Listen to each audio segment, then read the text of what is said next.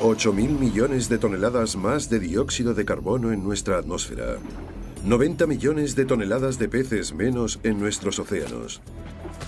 11.000 millones de árboles más abatidos. Ha transcurrido otro año en el planeta Tierra. Las voces de alarma resuenan en todos los países del mundo. Hoy revelaremos cuáles se esfuerzan para mantener la salud de la Tierra y cuáles la están enfermando aún más. Ya tenemos las cifras de 2007 y es hora de tomar de nuevo el pulso a nuestro planeta.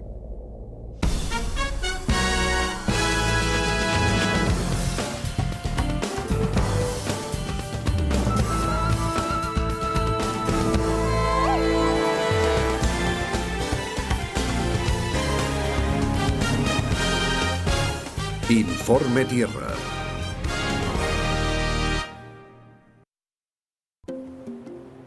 El planeta Tierra.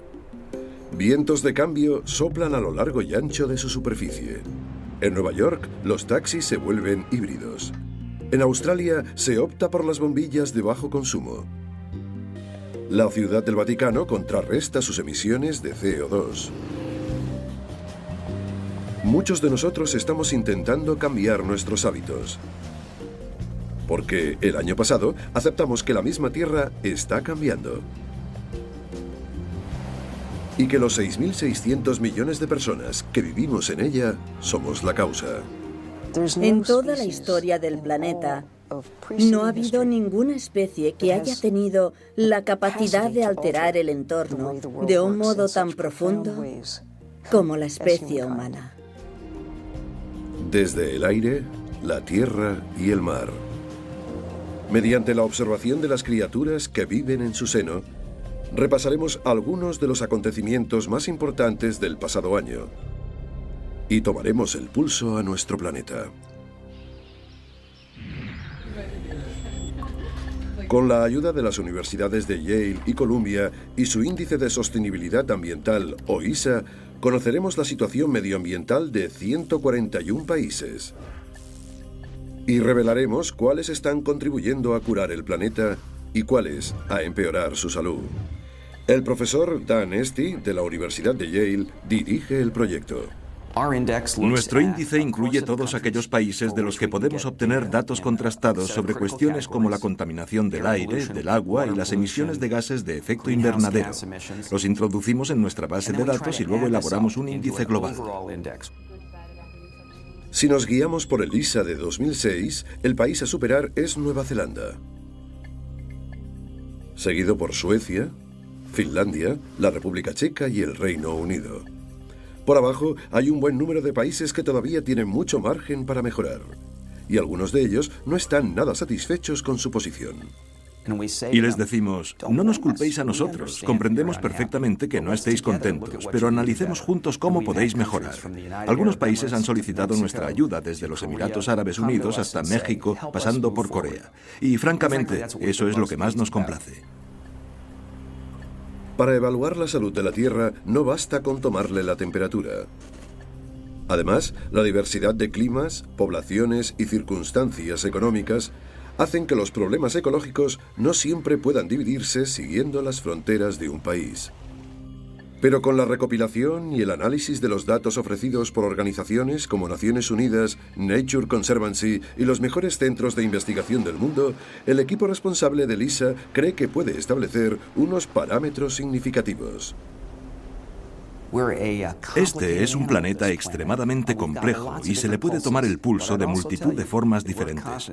Pero estamos convencidos que nosotros presentamos la fotografía más nítida y clara del estado actual del planeta. Comencemos por ese manto formado por nitrógeno, oxígeno y otros gases que se extiende sobre nuestras cabezas a lo largo de 560 kilómetros, la atmósfera. Son esos gases, y no nuestros océanos, los que dan a la Tierra el color azul vista desde el espacio. En los últimos 250 años, los niveles de gases de efecto invernadero, como el dióxido de carbono y el metano, han aumentado más que en cualquier otro período de los últimos 650.000 años. Mike Fay es conservacionista y explorador de National Geographic. El dióxido de carbono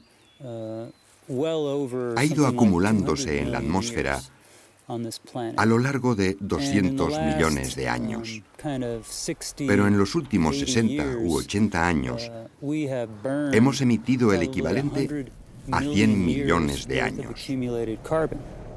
Durante décadas, científicos y políticos han debatido sobre las causas reales y las implicaciones de este incremento. Pero el 2 de febrero de 2007 se acabó la polémica. Tras pasar 6 años revisando todos los estudios publicados, cientos de expertos sobre el clima de más de 100 países, incluyendo Estados Unidos, presentaron un informe a través del Grupo Intergubernamental de Expertos sobre el Cambio Climático, IPCC. En él confirmaban que la temperatura del aire y de los mares estaba aumentando. Además, sostenían que la quema de combustibles fósiles y otras actividades humanas, como la deforestación, eran las causantes del cambio.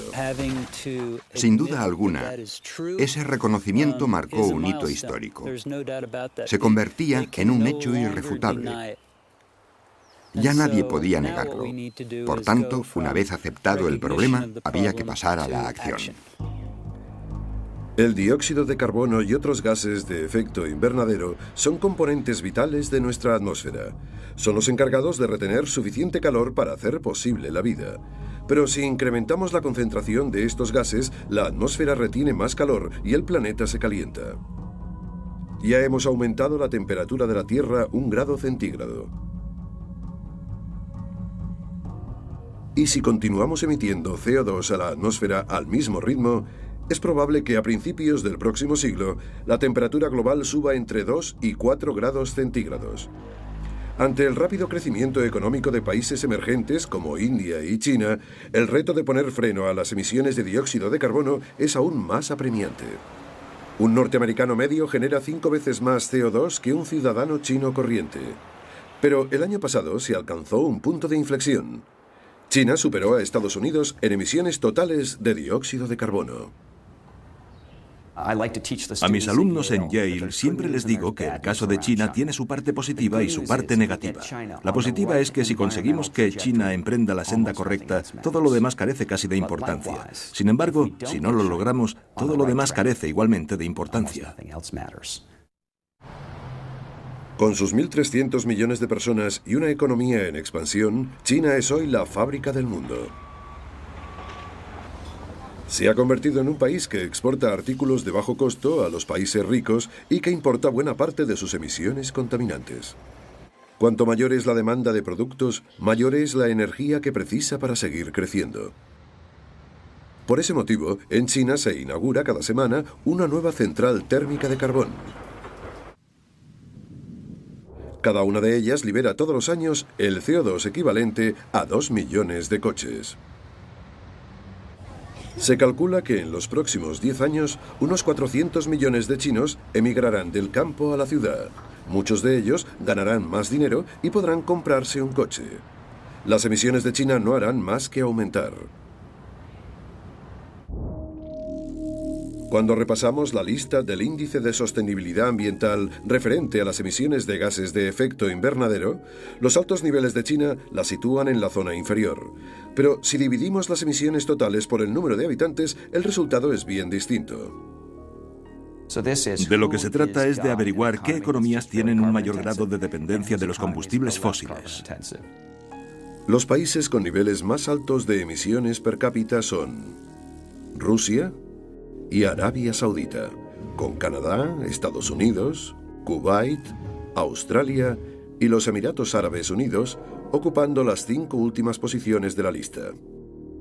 Si dividimos el total de emisiones por el nivel de riqueza de cada país, vemos que Islandia, Costa Rica, Suecia y Suiza ocupan las plazas de privilegio, con Hong Kong en primer puesto.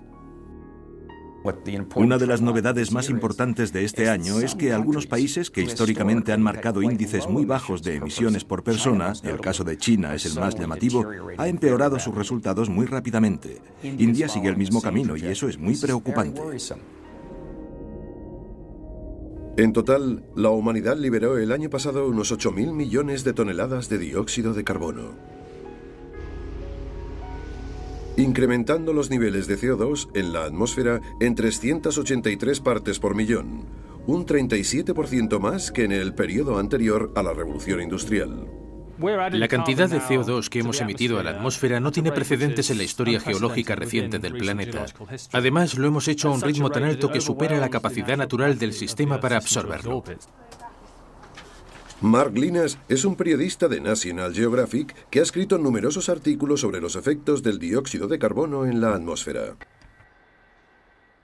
Resulta un proceso muy interesante para los científicos, porque las anomalías en el clima de la Tierra van más allá de cualquier variación por causas naturales que hayan podido observar en el pasado. Muchos científicos sostienen que la frecuencia de fenómenos meteorológicos severos en todo el mundo está cambiando debido a los actuales niveles de CO2. El aire caliente retiene más vapor de agua y aumenta la evaporación, lo que significa más precipitaciones en zonas donde llueve mucho y menos en zonas áridas. La cuenca del río Murray-Darling en el sur de Australia se ve asolada por una grave sequía que se prolonga desde el año 2001. Esta cuenca, que cubre una extensión del tamaño de España y Francia juntas, contiene 3/4 partes de las tierras irrigadas del país. El año pasado, su caudal descendió a niveles críticos. Muy pronto, las restricciones de agua y el recorte en la producción agrícola podrían costar millones de euros a Australia. Pero el caso del Murray-Darling no fue el único. El año pasado se produjeron sequías en todos los continentes del planeta, excepto en la Antártica, con los consiguientes incendios forestales. Si quisiéramos crear las condiciones perfectas para provocar un gran incendio, necesitaríamos un entorno seco, temperaturas muy altas y vientos fuertes. Esas son precisamente las condiciones que tienen cada vez más regiones del planeta. En Grecia, las altas temperaturas, combinadas con la escasez de precipitaciones, provocaron un gigantesco incendio que se cobró el 5% de los bosques del país y mató a docenas de personas. Las llamas, visibles desde el espacio, estuvieron a punto de destruir el emplazamiento donde se celebraron los primeros Juegos Olímpicos de la historia. Las autoridades dijeron que Grecia tardaría décadas en recuperarse. En Estados Unidos, los fuegos quemaron unas 200.000 hectáreas en el sur de California y obligaron a más de 500.000 de personas a evacuar sus casas.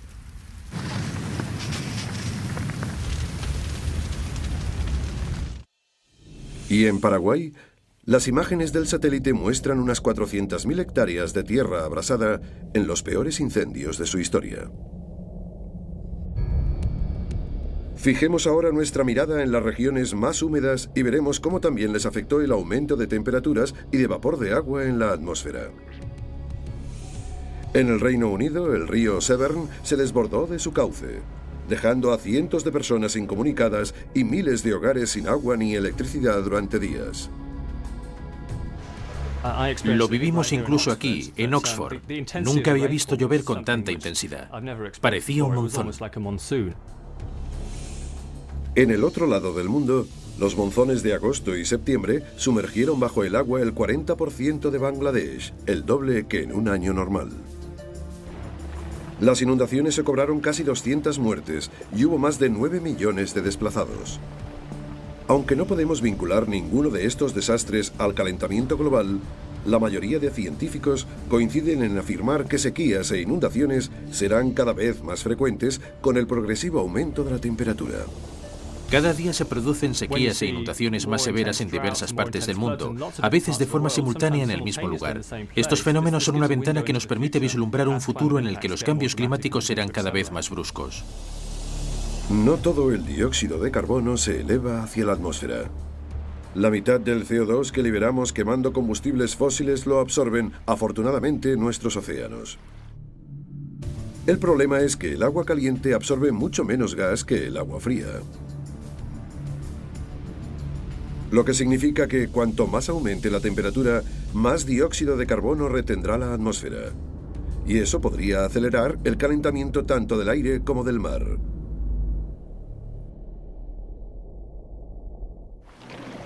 Sylvia Earle, eminente científica y exploradora de National Geographic, lleva 50 años estudiando nuestros océanos. Los océanos rigen el clima, rigen la temperatura. Si los océanos dejasen de desempeñar esta función, El planeta se vendría abajo. Océanos más cálidos pueden causar problemas de diversa índole, desde la desaparición masiva de peces a huracanes más virulentos. Pero el año pasado se puso de manifiesto otro gran peligro. Al aumentar de temperatura, las moléculas de agua se expanden, lo que provoca una subida del nivel del mar. El IPCC descubrió que los océanos llevan subiendo una media de 3,1 milímetros al año desde 1993. A este ritmo, alertaban, las inundaciones podrían afectar a millones de personas durante este siglo y borrarían del mapa islas como las Maldivas y Vanuatu. Además, tenemos el problema del deshielo de los casquetes polares. Las imágenes del satélite demuestran que la temperatura ha aumentado más aquí que en cualquier otro lugar del planeta. Y en el verano de 2007, el casquete polar ártico retrocedió a un ritmo más alto incluso que las predicciones más pesimistas. Su superficie se redujo a solo 4,1 millones de kilómetros cuadrados el 16 de septiembre. Aquel dato sorprendió a numerosos científicos. Todo el mundo sabe que los polos se derriten, pero asombró a muchos la velocidad a la que lo están haciendo. Como resultado del rápido deshielo, el 21 de agosto, los satélites de la NASA mostraron que el paso del noroeste, la ruta marítima a través del Ártico, cerrada a los exploradores durante siglos, se había abierto. Pensar que esos bloques de hielo se han derretido y han desaparecido en los últimos 60 o 70 años, para mí es una locura. La noticia pareció marcar el comienzo de una nueva era de descubrimientos. Los países colindantes comenzaron a reclamar para sí las tierras del Ártico. Un submarino ruso colocó una bandera debajo del Polo Norte. Dinamarca envió una expedición para demostrar que el polo pertenecía por derecho a Groenlandia, provincia danesa. Y Canadá anunció que se proponía controlar el paso y abrir 2 nuevas bases militares en el Ártico. Al reducir en 1/3 la distancia que separa Europa de Asia, las compañías navieras vieron la posibilidad de ahorrar tiempo y combustible, mientras que las petroleras se lanzaron a la búsqueda de nuevas reservas. Cabía esperar que la gente se alarmase ante una noticia semejante. Aquí es donde la humanidad decepciona. Pensamos y actuamos en lo que nos toca más de cerca, pero ignoramos las importantes consecuencias a largo plazo. Ante la intrincada conexión de los procesos naturales y ante la gran variedad de actividades humanas que los distorsionan, los científicos dicen que ahora es más importante que nunca comprender el funcionamiento de dichos procesos. De ello depende nuestra supervivencia y la del resto de especies que viven en este planeta, sobre todo cuando hablamos de cuestiones que podemos controlar como las emisiones de dióxido de carbono. El océano absorbe gran parte del CO2 que hay en la atmósfera.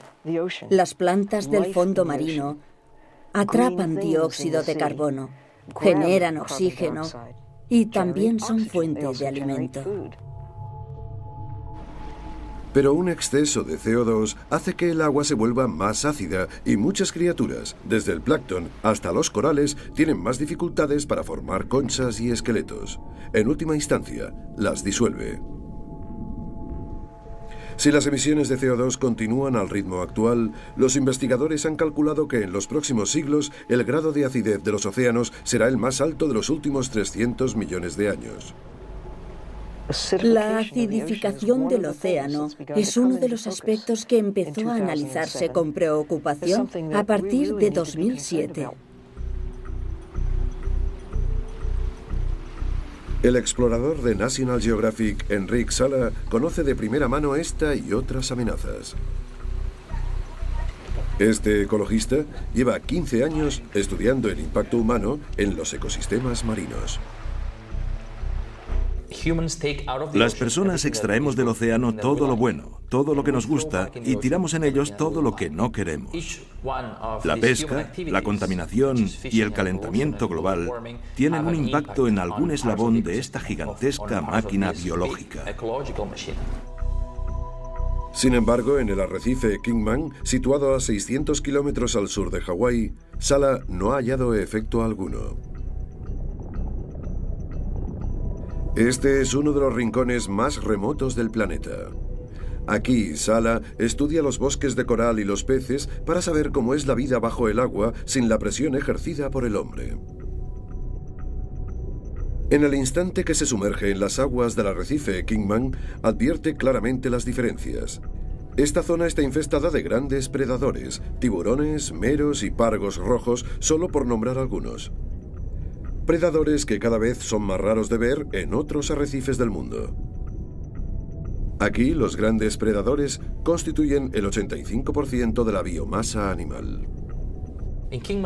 En el arrecife Kingman comprobamos que un ecosistema intacto, con todos sus eslabones, incluyendo a los tiburones, es más resistente al cambio climático.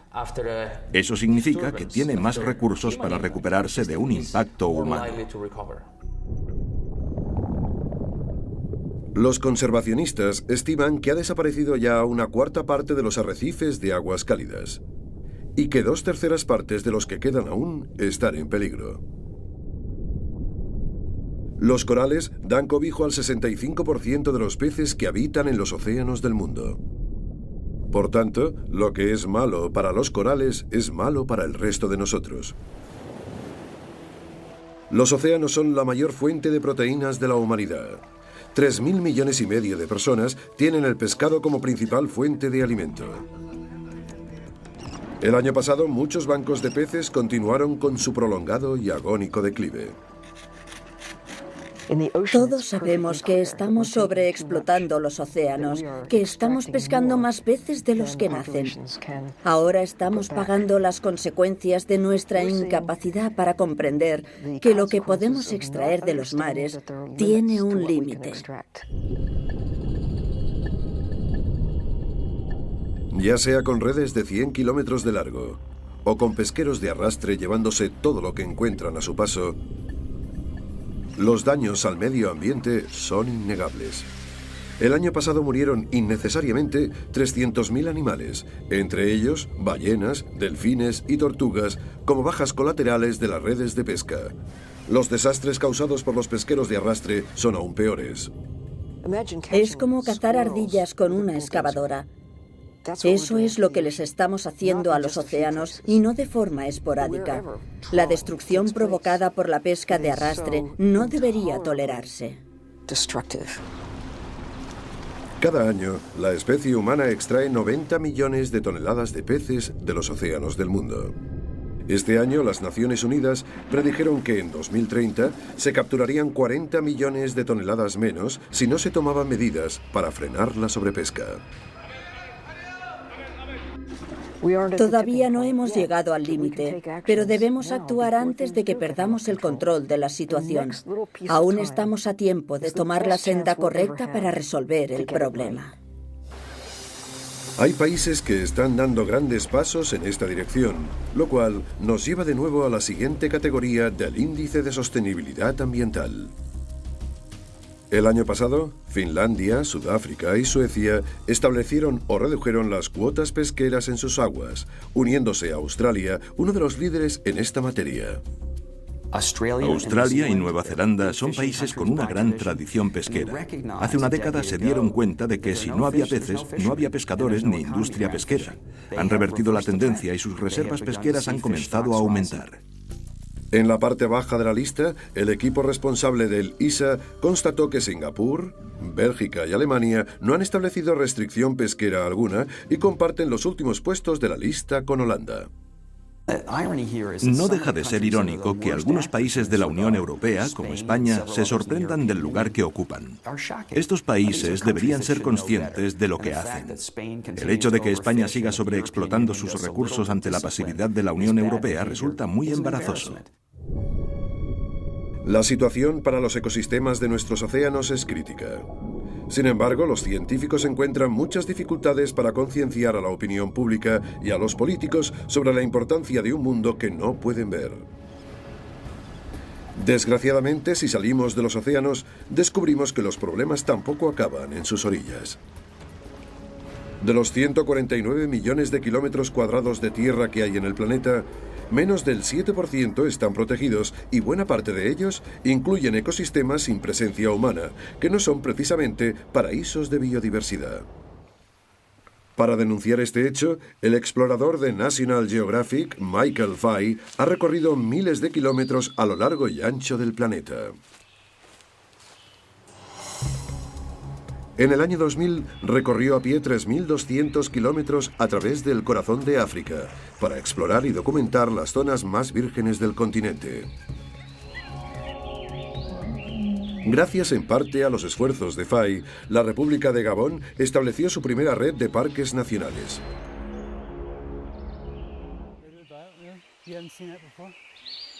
Ahora espera poder suscitar iniciativas parecidas en su estado natal, California, donde se han talado más del 95% de los bosques originales de secuoyas. Las secuoyas son los seres vivos más hermosos, impresionantes y extraordinarios del planeta. Todo el mundo quiere ver una y todo el mundo quiere tocar una.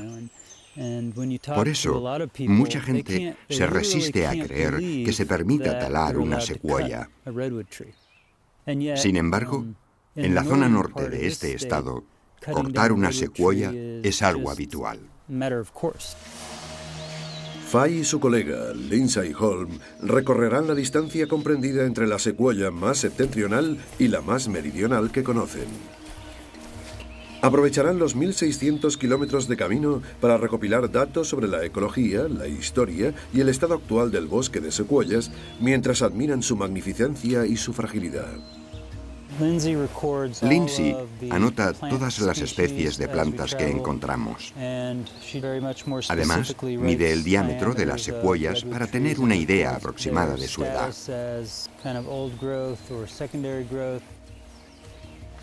Yo me encargo de anotar las aves que vemos y cualquier rastro de grandes mamíferos, incluyendo a los seres humanos. Cuando terminemos, probablemente tendremos una visión global de lo que está pasando en el bosque de secuoyas, mejor que cualquier otra persona del mundo. Algunos de los árboles que estudia Fay llevan en pie más de 2.000 años y se encuentran entre los seres vivos más longevos del planeta. También son los más altos, pues se elevan más de 100 metros hacia el cielo y uno de los más amenazados. Hemos pasado de tener el 100% de secuoyas adultas a solo el 3%. Ese porcentaje de árboles adultos es más o menos el mismo que hay en el resto de bosques del planeta. Las causas pueden variar de bosque a bosque. Sea como fuere, el año pasado la deforestación continuó siendo uno de los mayores problemas a escala global. En Borneo se talaron unos 26.000 kilómetros cuadrados de selva. En su lugar se plantaron palmeras para producir biodiesel. En Brasil, una media de más de 20.000 kilómetros de selva al año da paso a cultivos de soja y explotaciones ganaderas. Y en la República Democrática del Congo, los granjeros pobres cortan y queman unos 9.000 kilómetros de bosque cada año para cocinar y calentar sus hogares. En todo el mundo ha desaparecido el 50% de los bosques originales. Gracias a las fotos realizadas por los satélites de la NASA durante los 5 últimos años, podemos ver que no hay indicios de cambio alguno. Hoy se tala cada segundo una extensión equivalente a un campo de fútbol. Si desaparecen los bosques, hay mayor erosión y aumenta la degradación de los cursos de agua. Es un problema muy serio y ocurre en todos los países de la Tierra, ya sean desarrollados o no. Para echar más leña al fuego, la tala y quema de todos esos árboles emite cientos de millones de toneladas de dióxido de carbono a la atmósfera cada año, un 25% de las emisiones totales de CO2. Como, además, resulta que los árboles absorben dióxido de carbono de la atmósfera, lo que perdemos en bosques lo ganamos en CO2. En algunas regiones del mundo la selva desaparece a un ritmo alarmante. Esta es una cuestión esencial que debemos monitorizar, un elemento fundamental para el medio ambiente. Este es el factor clave para saber si el planeta emprende una trayectoria sostenible o no. En este sentido, el índice de sostenibilidad ambiental nos dice dónde se tala en exceso. Uganda, Pakistán, Nigeria e Indonesia se encuentran entre los países más abusivos. En el sureste asiático, la deforestación avanza al mismo ritmo, especialmente en Indonesia, donde la situación empeora con suma rapidez. En cambio, Alemania, Cuba, Ucrania, España e Italia han mantenido sus bosques en niveles sostenibles. En términos de eficiencia, analizando país por país, tenemos algunas buenas noticias. Algunos de los menos respetuosos del pasado, como por ejemplo Brasil, han hecho un gran esfuerzo para mejorar sus datos. En Brasil, la deforestación disminuyó un 30% respecto al año anterior, el mayor descenso jamás registrado. Esa es una noticia muy bienvenida en una región donde los incendios para crear nuevas tierras de cultivo son la principal causa de contaminación del aire. ¿Y en California? ¿Cómo están los bosques de secuoyas? No esperábamos encontrar tantos árboles de más de 3 metros de diámetro. Ese es el motivo por el cual estamos aquí. Queremos usar las secuoyas para decir, podemos hacerlo. La deforestación, junto con el cambio climático y la sobreexplotación, es la clave de otro gran problema de degradación de la Tierra: la desertificación. En junio, Naciones Unidas advirtió que podía provocar una crisis medioambiental de proporciones globales. Ahí es donde acaba todo, en la desertificación. Y entonces no queda más que silicona. No queda nada, ni agua, ni suelo fértil, ni atmósfera. Solo silicona. Eso es la desertificación. En Asia Central y en el África subsahariana, millones de personas ya se están viendo obligadas a desplazarse. El informe de Naciones Unidas dice que si no se pone remedio a la desertificación, en los próximos 12 años podría afectar a 60 millones de personas. En Sudán, donde los conflictos armados han forzado a millones de personas a cobijarse en campos de refugiados, el aumento de población está agotando los recursos hídricos y empobreciendo la tierra. En un lugar donde hace 20 años se podía alimentar una vaca, ahora ya es imposible. Ahora solo puede vivir un camello. La erosión y desaparición de la capa superficial del suelo está convirtiendo gran parte de la región en una extensión del Sáhara. En el norte de China, las dunas del desierto de Gobi avanzan a una media de 2.400 kilómetros cuadrados al año, engullendo todo lo que encuentran a su paso. Ciudades enteras han desaparecido y las tormentas de arena pasan con frecuencia por Pekín. La arena de China ha cruzado incluso el Océano Pacífico y ha llegado hasta Estados Unidos. El avance del desierto de Gobi es una amenaza tan seria para China que el gobierno ha invertido 8.000 millones de dólares en el mayor proyecto de reforestación del mundo. Es la Muralla Verde de China, un escudo de álamos y matorrales que se extenderá a lo largo de casi 4.500 kilómetros desde Mongolia Interior hasta Pekín. Pese a las numerosas críticas que ha generado la iniciativa, calificándola de fútil y disparatada, China asegura que ha recuperado ya 8.000 kilómetros cuadrados de desierto y está convencida de que logrará revertir la situación. El Índice de Salud Ambiental examina diversos factores referentes al uso de la tierra, incluida la desertificación. Nuestro sistema de medición analiza ecosistemas diversos porque resulta que las llanuras, por ejemplo, necesitan condiciones distintas que los bosques, las montañas o los altiplanos. En lo relativo a protección de ecosistemas, Luxemburgo, Groenlandia y Belice obtienen notas relativamente buenas, mientras que Corea del Norte, Turquía y Haití se hallan en la parte baja de la lista. Además de hacer habitable nuestro mundo y de proporcionarnos los recursos básicos como son el agua para beber y el aire para respirar, estos espacios naturales poseen un valor aún mayor para los seres que viven en ellos. Compartimos este planeta con unos 2 millones de especies diferentes, y esas son solo las que conocemos. Los científicos calculan que aún nos quedan por descubrir el 90% de ellas. Solo el año pasado se añadieron a la lista más de 800 nuevas especies.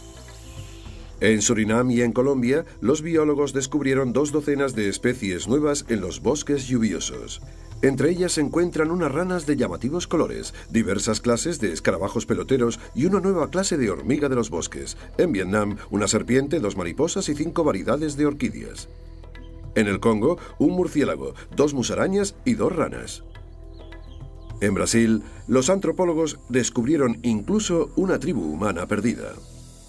Cuando la gente se entera de que se han descubierto nuevas especies y de que existen espacios naturales como esos, simplemente se lo toma como algo positivo.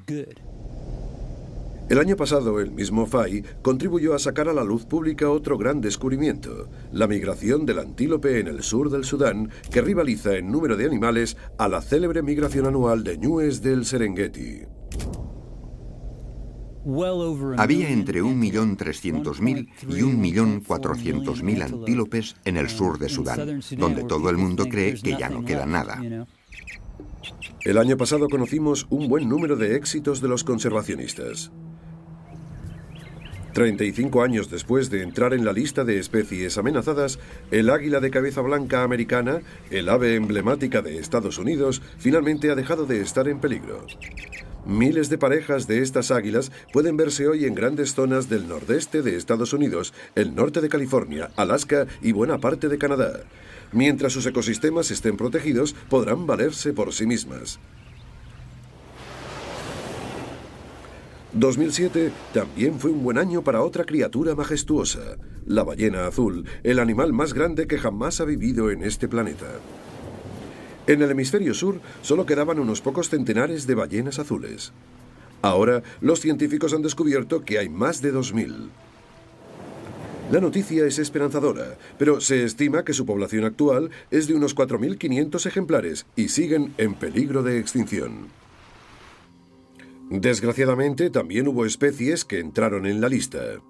El gavial de la India, el gorila de tierras bajas occidentales y el delfín del río Yangtze se hallan en grave peligro de desaparecer para siempre.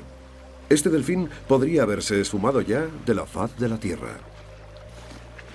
Hemos sido testigos imponentes de la pérdida de esta asombrosa criatura.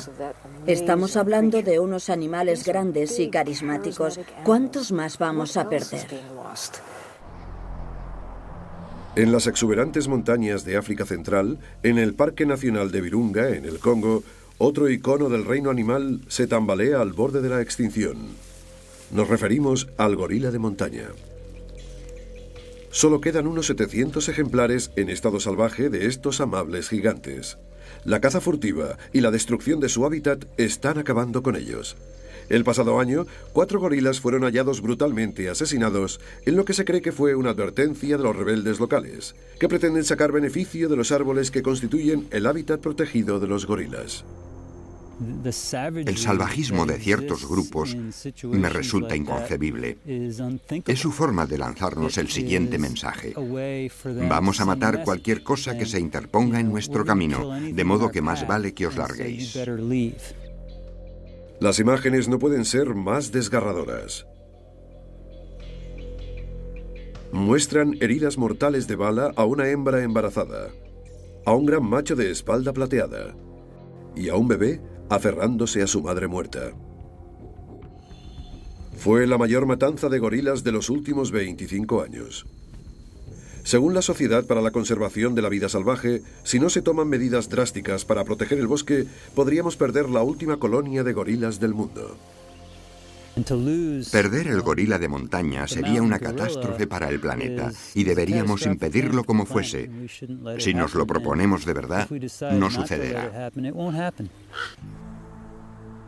En lo referente a la protección de hábitats y de vida salvaje, el Índice de Salud Ambiental revela de nuevo que algunos países destacan como modelos para el resto. Sri Lanka, Portugal y Kenia encabezan la lista y toman las medidas necesarias para controlar y preservar las especies amenazadas y sus hábitats. Por otro lado, Italia, Pakistán y Guatemala obtienen las puntuaciones más bajas y ponen en riesgo la salud y la supervivencia a largo plazo de las especies que viven en ellos. Durante el año pasado, no todos los asuntos relacionados con el reino animal fueron tan bien comprendidos, ni pudieron atribuirse con tanta claridad a la actividad humana. En Estados Unidos y en algunas regiones de Canadá, Sudamérica, Europa y Asia, agricultores y científicos toparon con un gran misterio.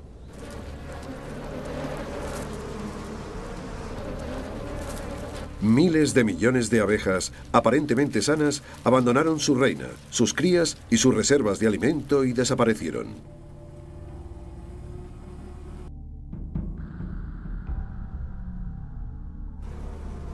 Las abejas polinizan un tercio de la producción agrícola de Estados Unidos, desde las manzanas hasta los brócolis, pasando por las almendras. Los beneficios ascienden a miles de millones de dólares, sin contar con los 150 millones que aporta la miel. Sabemos que una tercera parte de los alimentos que consumimos son el resultado directo o indirecto de la acción de las abejas. Como es obvio, la desaparición de las abejas desató el pánico en la industria agrícola y numerosos laboratorios se lanzaron por todo el país a la búsqueda de las causas. Y como ocurre con toda buena historia de misterio, había multitud de sospechosos. Se barajaba cualquier hipótesis, desde Osama Bin Laden hasta Armagedón. No creemos que sea por el llamado éxtasis de las abejas, no creemos que sea por los teléfonos móviles y tampoco debido a una acción terrorista. Dennis Van Engelsdorp, entomólogo especialista en abejas de la Universidad de Pensilvania, fue uno de los primeros en estudiar a fondo el problema. Engelsdorp realizó un seguimiento exhaustivo de las colonias enfermas a lo largo de todo el país y aisló abejas de las colmenas que se colapsaban. Creemos que es posible que las abejas, de algún modo, sean conscientes de que están enfermas o de que algo no va bien y abandonan la colmena para no infectar a sus hermanas. En su laboratorio del Departamento de Agricultura de Pensilvania, en Harrisburg, Engelsdorp y sus colegas diseccionaron miles de abejas en cuarentena para intentar determinar qué diferenciaba a las abejas enfermas de las sanas. No sabíamos qué podía ser. Al principio pensamos en los ácaros o en algunos de los trastornos típicos que sufren las abejas. Abrieron su abdomen y su tórax esperando encontrar parásitos. Pero en lugar de ello, vieron que sus intestinos y sus riñones se habían vuelto negros como consecuencia, aparentemente, de una grave infección. Como es obvio, lo que vimos en algunos casos nos hizo pensar que su estado no era nada bueno. Su tejido presentaba color negro intenso, como si las abejas se estuvieran pudriendo por dentro, pero no pudimos hallar ningún indicio que explicara las causas. La posible respuesta surgió a una hora de allí, en la Universidad de Penn State. Si los biólogos pulverizaban los cuerpos de las abejas infectadas y extraían su ADN, podían identificar todos los agentes patógenos que viviesen en su interior. Al cabo de varios meses de investigación, advirtieron la presencia destacada de un virus, el virus de la parálisis aguda israelí. Identificado por primera vez en Israel en el año 2004, este virus se encuentra en abejas de todo el mundo, incluso en colonias que no se han colapsado. Pero los científicos creen que este virus, combinado con otros agentes patógenos, los pesticidas químicos y la malnutrición que sufren las abejas norteamericanas, puede haber rebasado el límite de resistencia de las abejas. Ahora los científicos ya se preparan para la próxima temporada. No creo que se produzca una crisis en el sector agrícola si se repite lo visto este año, pero tenemos que hallar una solución a este problema si queremos seguir haciendo el mismo tipo de vida. Si hay una cosa que aprendimos el año pasado, es que el tipo de vida está cambiando en multitud de aspectos. En todo el mundo encontramos innumerables ejemplos de ciudadanos y gobiernos que toman medidas para modificar sus hábitos y sus políticas.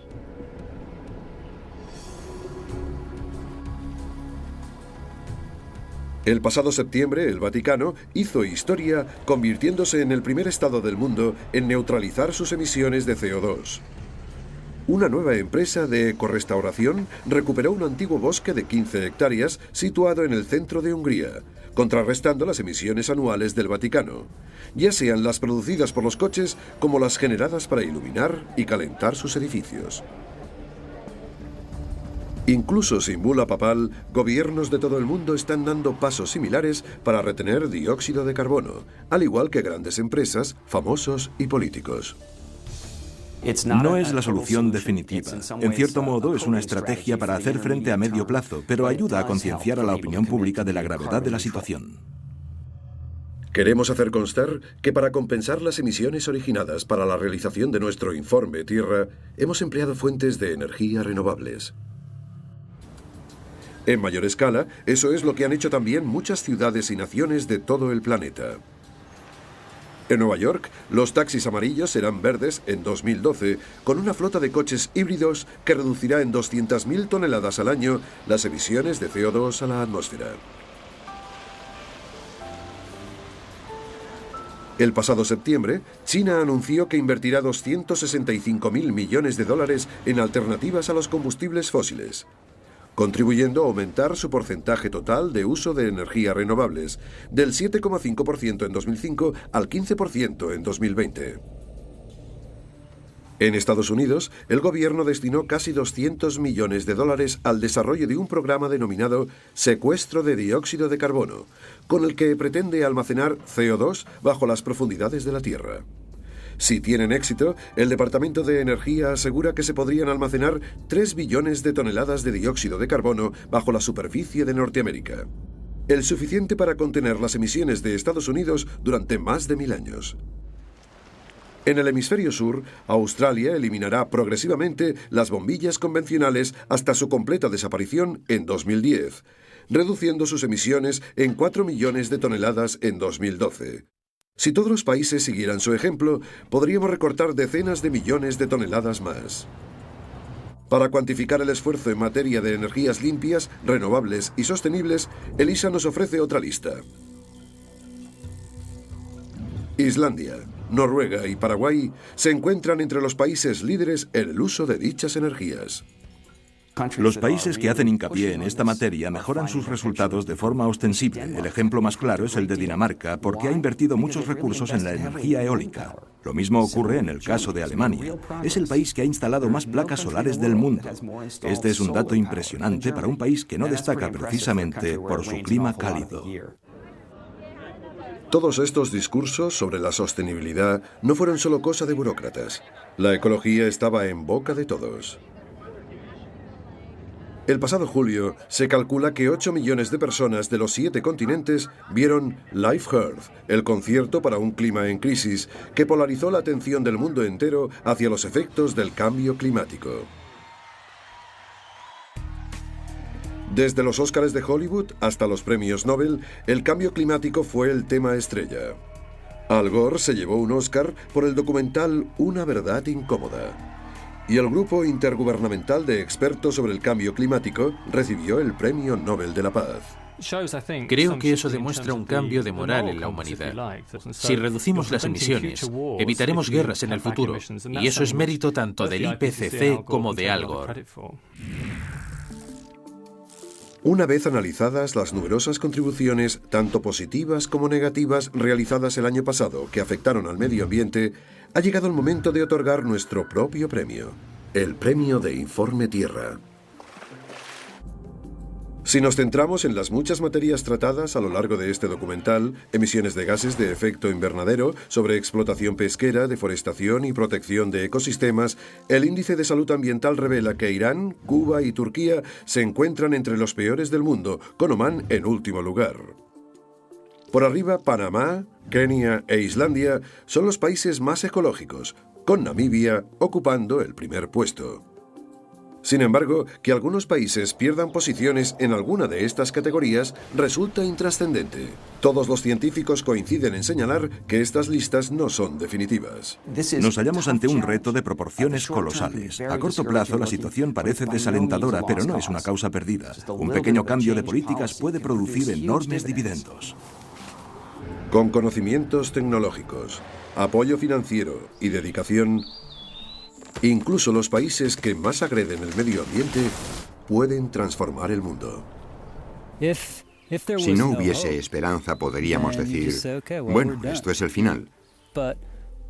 Pero este planeta todavía no está en tan malas condiciones para pensar que no podemos superar esta crisis. Yo estoy convencido de que podemos.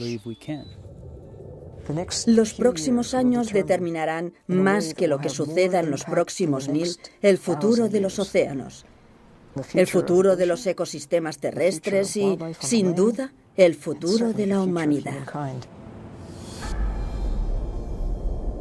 Y para asegurarnos que vamos en la dirección correcta, seguiremos tomando el pulso a nuestro planeta.